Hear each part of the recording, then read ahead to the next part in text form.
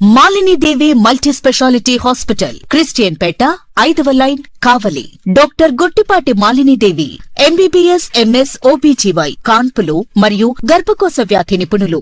Malinidevi multi speciality hospital నందు అందించు వైద్య సేవలు: సాధారణ కాన్పులు, సిజేరియన్లు, లాప్రోస్కోపిక్ ద్వారా గర్భసంచికి సంబంధించిన ఆపరేషన్లు, ట్యూబెక్టమీ, పిల్లలు లేకుండా operation, high risk pregnancy, ectopic pregnancy మరియు గర్భసంచి నీటి బుడగలు, గర్భసంచి జారిన ఆపరేషన్లు, రొమ్ముగడ్డలకు చికిత్స, నెలసరి ఇబ్బందులకు చికిత్స, మెనోపాజ్ సమస్యలకు చికిత్స చేయబడును. స్త్రీలకు సంబంధించిన అన్ని సమస్యలకు చికిత్స చేయబడును. పిల్లలు లేని వారికి ప్రత్యేక చికిత్స కలదు. ముఖ్య గమనిక: మా హాస్పిటల్ నందు కాన్పోయిన తరువాత తల్లి బిడ్డను ఉచితంగా మా వాహనంలో క్షేమంగా ఇంటికి చేర్చబడును. మా హాస్పిటల్స్ ప్రత్యేకతలు: ICU, lab, AC and non AC rooms, 24 గంటలు మెడికల్ షాప్, ప్రతి రూమ్ నందు వేడి నీటి సదుపాయం కలదు.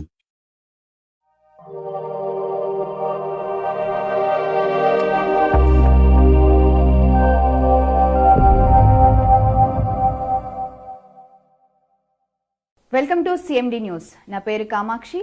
ముందుగా నేటి వార్తా విశేషాలు. అల్లూరు పట్టణంలో మహాశివరాత్రి సందర్భంగా ఆధ్యాత్మిక వాతావరణం నెలకొంది. ప్రజాపిత బ్రహ్మకుమారి ఈశ్వరయ్య విశ్వవిద్యాలయం ఆధ్వర్యంలో నిర్వహించిన ప్రత్యేక కార్యక్రమంలో స్థానికులు పెద్ద సంఖ్యలో పాల్గొన్నారు. ఈ కార్యక్రమానికి ముఖ్య అతిథిగా హాజరైన కావలి ఎమ్మెల్యే కావ్య కృష్ణారెడ్డి శివరాత్రి పర్వదినం ఆధ్యాత్మిక చింతనకు, మనోశాంతికి ప్రతీక అని పేర్కొన్నారు. ఇలాంటి ఆధ్యాత్మిక కార్యక్రమాలు సమాజంలో సానుకూల మార్పులకు దోహదపడతాయని అన్నారు. అల్లూరులో నిర్వహించిన ఈ వేడుకల్లో భక్తులకు ధ్యానం, రాజయోగం ప్రాముఖ్యతపై బ్రహ్మకుమారి సభ్యులు వివరించారు. శివుని తత్వం, ఆత్మశుద్ధి, శాంతి సందేశాలను తెలియజేస్తూ ప్రత్యేక ప్రవచనాలను ఏర్పాటు చేశారు. కార్యక్రమం అనంతరం భక్తులకు ప్రసాదం పంపిణీ చేసి సమాజ శ్రేయస్సు కోసం ప్రార్థనలు చేశారు. స్థానిక ప్రజలు ఈ కార్యక్రమాన్ని ప్రశంసిస్తూ ఇలాంటి ఆధ్యాత్మిక సమావేశాలు మరింతగా నిర్వహించాలని కోరారు.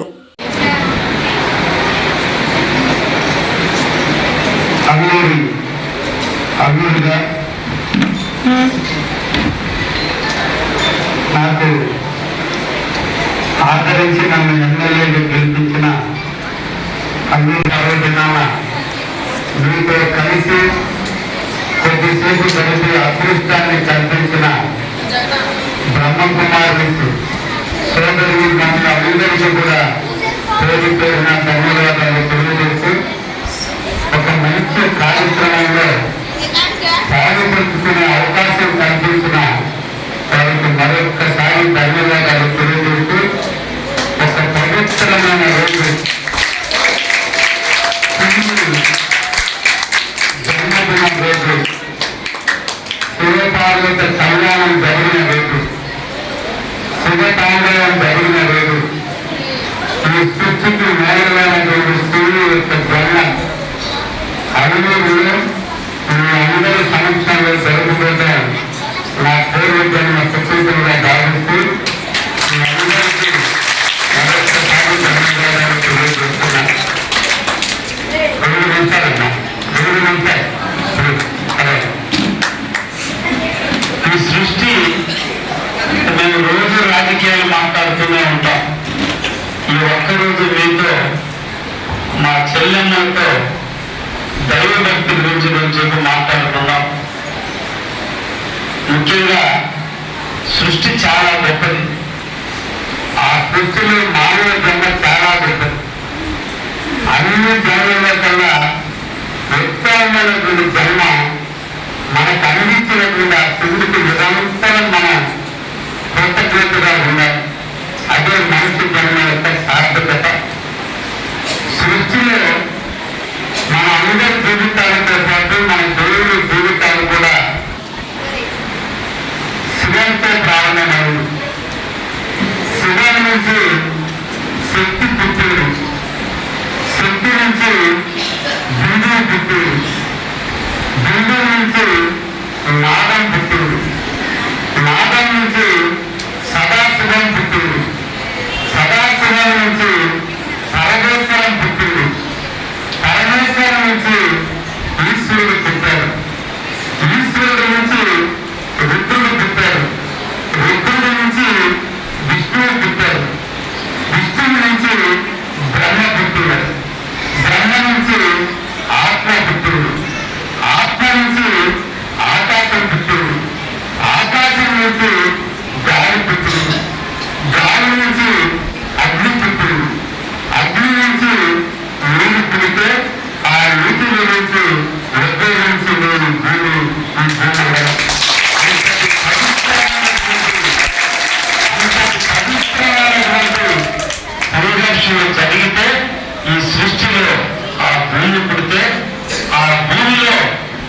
శరీరాలు పుడితే కొన్ని తల్లి గర్భం నుంచి కొంతమంది కొన్ని జన్మిస్తే, కొన్ని గుడ్డు నుంచి జన్మిస్తే, కొన్ని భూమి నుంచి ఉద్భవిస్తే, కొన్ని శరీరం నుంచి ఉద్భవిస్తే 4 రకాలైనటువంటి జన్మలు పొందారు. కొన్ని గుడ్డు నుంచి, కొన్ని తల్లి గర్భం నుంచి, కొన్ని భూమి ఉద్భవించి, చెట్లు పొక్కలు పొలాలు అన్ని కూడా భూమి నుంచి ఉద్భవిస్తే, కొన్ని మన శరీరంలో పేరు కానించి మన శరీరంలో ఉన్నటువంటి ఏ శరీరంలో ఆ శరీరంలో కొన్ని పుడితే 4 రకాల జన్మలు ఈ సృష్టిలో వచ్చింది. ఈ 4 రకాల జన్మలు 84 లక్షల జీవరాశులు. మొత్తం ఈ సృష్టిలో 84 లక్షల జీవరాశులు ఉంటే ఒక్క జీవరాశి మనిషికి మాత్రమే మాట్లాడే హక్కు ఇచ్చారు దేవుడు. అంతటి గొప్ప జన్మ మానవ జన్మ. 83,99,999 జీవరాశులకు మాట్లాడే హక్కు ఇవ్వలేదు. ఆ జీవరాశులు కూడా ప్రాణం ఉంది. మనలాగే ఆ జీవరాశులకు చెవులున్నాయి, ముక్కులున్నాయి, కళ్ళున్నాయి, వేలుంది, ఆహారాలు తింటున్నాయి, అవి కూడా జీవిస్తున్నాయి, అవి కూడా ఏదో చనిపోతున్నాయి. కానీ దేవుడికి నమస్కరించే శక్తి ఒక మనుషులు ఒక్కరికి ఇచ్చారు. అది మానవ జన్మ. ఈ 83 లక్షల జీవరాశుల్లో ఈ 83,99,999 జీవరాశి మన కోసం వీటన్నిటినీ మనం సద్వినియోగం చేసుకుంటున్నాడు దేవుడు. చెట్లు పొలాలు ఇస్తున్నాయి, పువ్వులు ఇస్తున్నాయి, నీడలు ఇస్తున్నాయి, ఆహారాన్ని ఇస్తున్నాయి. వాడుకుంటే ఆ చెట్టును నరికి మనం కలపగా వాడుకుంటున్నాం, ఫర్నిచర్గా వాడుకుంటున్నాం. అన్ని వాటిని మనం సద్వినియోగం చేసుకోవడానికి దేవుడు మనకు ఆ శక్తిని ఇచ్చాడు. అదేవిధంగా కొన్ని వేల లక్షల జంతువులు అందరూ కూడా రకరకాల వస్తువులు తయారు చేస్తున్నాం. అంటే ఈ సృష్టిలో ఉన్నటువంటి అన్నింటినీ కూడా మనం అనిపించుకోవడానికి మనకు దేవుడు ఇచ్చాడు. అయితే ఇన్నింటినీ మనం అనిపిస్తూ మనం ఏం చేస్తున్నాం? మన తండ్రి ఒక 2 ఎకరాలు పొలం ఇస్తేనో, మన తల్లిదండ్రులు 10 ఎకరాలు పొలం ఇస్తేనో, లేదంటే మన తాతలు మనకు పొలం ఇస్తే సంవత్సరానికి ఒక రోజున వారి కర్మకర్తలు చేసి 10 మందికి అన్నం పెట్టి మనం రుణం తీర్చుకుంటున్నాం, ఇంట్లో ఒక పటాన్ని పెట్టుకుంటున్నాం. కానీ ఈ సృష్టికి మూలమైనటువంటి మన తండ్రి, ఈ సృష్టికి మూలమైన మన ఈశ్వరుడు, లేదా మన విష్ణు, మన బ్రహ్మ ఇంత విశ్వాన్ని ఇచ్చాడు. మనం ఏం చేయాలి? ఆ దేవుడికి మనం ఏం చేయాలి? మనకిచ్చిన తల్లిదండ్రులకి మనం కృతజ్ఞత ఎలా ఉన్నామో, ఈ విశ్వంలో మానవ జన్మని మనకిచ్చి ఇన్ని జంతువులను, చెట్లను, పొలాలను, ఆహారాన్ని మనకన్నీ ఇచ్చి మనల్ని జీవించేదానికి హక్కు కల్పించినటువంటి పెద్ద తండ్రి అయినటువంటి మన దేవుడికి మనం ఏమి ఇవ్వాలి? అదే బ్రహ్మకుమారిస్లో చెప్పేటువంటి సంకేతం. దేవుని ఎడల భక్తి శ్రద్ధలతో మనం ఉండాలి, దేవుని ఎడల కింకరులుగా బతకాలి, దేవుని ఎడల మనం ప్రేమానురాగాలతో బతకాలి. మన తండ్రిని తల్లిని ఎంత ప్రేమగా పూజిస్తున్నామో ఈ విశ్వంలో ఉన్నటువంటి అన్నిటికీ మూల కారణమైనటువంటి ఆ దేవుని ఎడల భక్తి శ్రద్ధలతో ఉండాలనే ఈ పవిత్రమైనటువంటి శివరాత్రిని మనం జరుపుకుంటున్న విషయాన్ని కూడా మనం అందరూ తెలుసుకోవాలి. ముఖ్యంగా మనకు ఉన్నటువంటి దేవుళ్ళు మనకు కనిపించరు, కానీ మనకు కనిపించకపోయినప్పటికీ కూడా మనకి తెలిసేటువంటి వాటిలో ప్రధానమైనటువంటిది ఇంద్రియాలు 5 ఉన్నాయి. ఆకాశం, గాలి, నీరు, అగ్ని, భూమి. అలాగే పంచభూతాలు కూడా మన ముఖానే దేవుడు చూపించాడు. ఈ చెవులు శబ్దానికి చిహ్నం. శబ్దం అంటే ఆకాశం, ఆకాశానికి చిహ్నం ఈ చెవులు. కళ్ళు వెలుగు చిహ్నం. కళ్ళ నుంచే మనం వెలుగును చూస్తున్నాం, అంటే అగ్నికి చిహ్నం. అదేవిధంగా నోరు నీటికి చిహ్నం. ఎప్పుడు నోట్లో నీరు ఊరుతూనే ఉంటుంది. మన ముక్కులు గాలికి చిహ్నం. ఎప్పుడు ముక్కు నుంచి గాలి వస్తూనే ఉంటుంది. ఈ శరీరం మట్టికి చిహ్నం. అందుకని ఎప్పుడు మన శరీరంలో మట్టి వస్తూనే ఉంటుంది, చెమట. అంటే సృష్టిలో మనకి దేవుడు మన నుదుటనే రాశాడు మనకి 5 రకాలు. ఈ 5 పంచభూతాలు సమపాలనలో పనిచేస్తుంటేనే మనందరం గొప్పవాళ్ళుగా మనం జీవిస్తున్నాం. ఇంట్లో ఏ ఒక్కటి లోపించినా మన జీవితం లేదు. గాలి లేకపోతే మనం బతకం. చనిపోయిన వ్యక్తి గాలి పోతే కట్టయిపోయాడు. ఈ గాలే మనకు తుఫానుగా వీస్తే కొన్ని కోట్ల మంది చనిపోతారు. ఆ గాలిని ఆ దేవుడు మన కోసం ప్రశాంతంగా మనకు తెలియకుండా ఇవ్వకపోతే ఈరోజు మనం జీవించగలుగుతున్నాం. ఒక్క నిమిషం ఫ్యాన్ ఆపితే గాలి చాలకపోతే చెమట పెట్టి ఉక్కపోసింది. అంతటి పవిత్రమైనటువంటి ఇంద్రియంగా మనకు దేవుడు ఇచ్చాడు.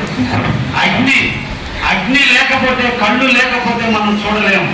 అదే అగ్ని ప్రజ్వరిల్లిన వాడు, అగ్ని నిజంగా మంటలు వ్యాపించిన రోజు పోతారు కోట్లు చనిపోతారు. భూమి భ్రమిస్తుంది కాబట్టి, భూమి తన చుట్టూ తాను తిరిగి మనందరికీ భ్రమణ కలిగిస్తుంది కాబట్టి మనం జీవిస్తున్నాం. ఆ భూమి భ్రమణే లేకపోతే, ఆ భూమి కంపెనీలే కొన్ని కోటాను కోట్లు మనుషులు చనిపోతారు. నీరు ఒక్క గంట నీళ్లు లేకపోతే మనం బతకలేము.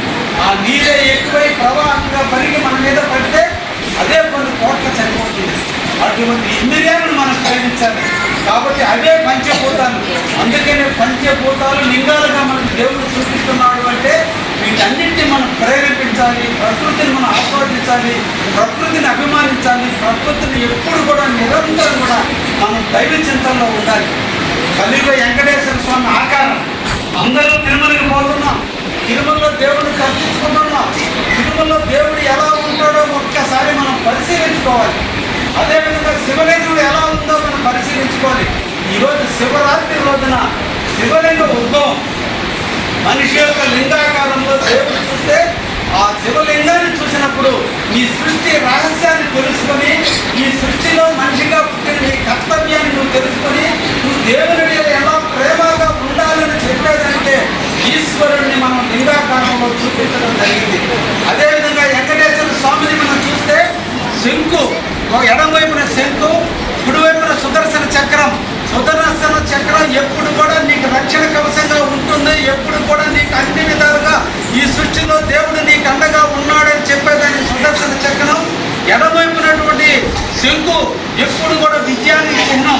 ఎక్కడ విజయం సాధిస్తే అక్కడ విజయలేస్తాం, ఎక్కడ విజయం సాధిస్తే అక్కడ శంకు నాదం జరుగుతుంది. కాబట్టి విజయానికి నీకు ఇప్పుడు మనిషిగా నువ్వు జన్మించావు కాబట్టి, ఆ జన్మకి నువ్వు మంచి జన్మను పొందావు కాబట్టి, అటువంటి జన్మని పుట్టించినందుకు నీకు ఎప్పుడు కూడా నీకు విజయం వర్ధిల్లుతుందనే దానికి శంకు రూపంలోను, ఈ సృష్టి మొత్తాన్ని రక్షిస్తున్నానని చెప్పేదాన్ని సుదర్శనంలోను, కుడి చెయ్యి ఎప్పుడు కూడా దేవుని యొక్క కాళ్ళ వైపు చూపిస్తుంది. అంటే నువ్వు నా వైపు కాదు, నా అందం వైపు కాదు, నా ఆభరణాల వైపు కాదు, నా అలంకరణ వైపు కాదు, నా కాళ్ళ దగ్గర మోకరిల్లు అని చెప్పి దేవుడు ఎప్పుడు కూడా మన కాళ్ళ కింద చూపిస్తున్నాడు. అందుకని మన పూర్వీకులు మనందరం కూడా గుడికి వెళితే పవిత్రంగా వెళ్ళాలి, దేవుణ్ణి దర్శించుకోవాలి, అక్కడ ఎవరితో మాట్లాడకూడదు.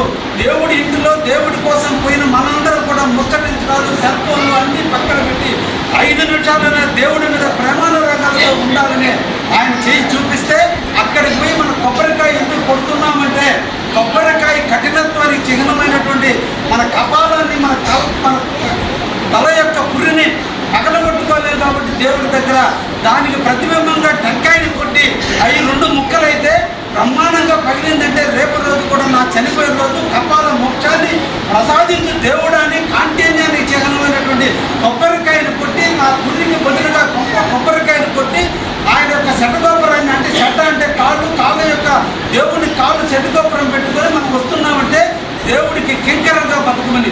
దేవుడు పుట్టించే రోజే మానవ జన్మ ఇచ్చేసాడు మనకి, ఇంకా ఏమి ఇవ్వడు. ఇవ్వాల్సింది మనమే దేవుడికి కృతజ్ఞతగా బతకడం, కృతజ్ఞతగా జీవించడం.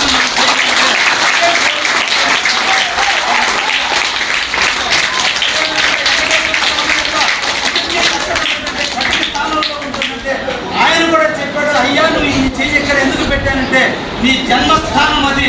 ఆ జన్మకి సార్థకత తెలుసుకొని ఎదుటి వాళ్ళ మీద ద్వేషం, ఎదుటి వాళ్ళ మీద అహంకారం, ఎదుటి వాళ్ళ మీద విపరీతమైన బాధలు కాదు, అన్నిటికీ మూల పురుషుడైన దేవుని యొక్క సృష్టికి మానవ జన్మ 83,99,999 జీవరాశులకు లేని హక్కు నీకు ఇచ్చి వాటన్నిటినీ సద్వినియోగం చేసుకుని బతకమని చేస్తే వాటన్నిటిని అనుభవిస్తూ కూడా నువ్వు ఇప్పుడు కూడా ఈర్ష్య ద్వేషాల మధ్య, అన్నదమ్ముల కలహాల మధ్య, తోడబుట్టులతో ఈర్ష్య ద్వేషాల మధ్య బతికేదానికంటే దేవుడికి కింకరగా బతికి ఇటువంటి జన్మ నాకు చాలు, ఇక జీవితంలో కుక్కగానో పందిగానో జంతువుగానో పుట్టించకుండా మంచి జన్మనిచ్చినందుకు కృతజ్ఞతగా దేవుని ఎలా మన అందరం కూడా ఉండాలి.